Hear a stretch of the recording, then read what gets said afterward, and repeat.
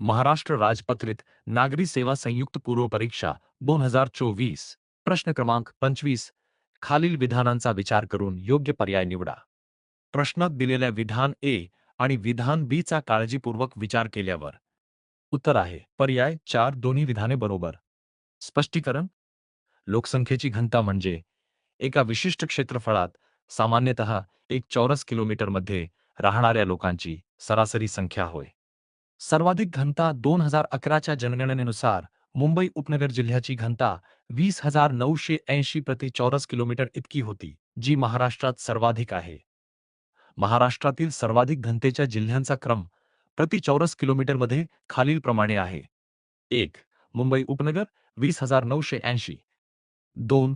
मुंबई शहर 20,038. 3. ठाणे 1157. 4. पुणे 603. 5. कोल्हापूर 504.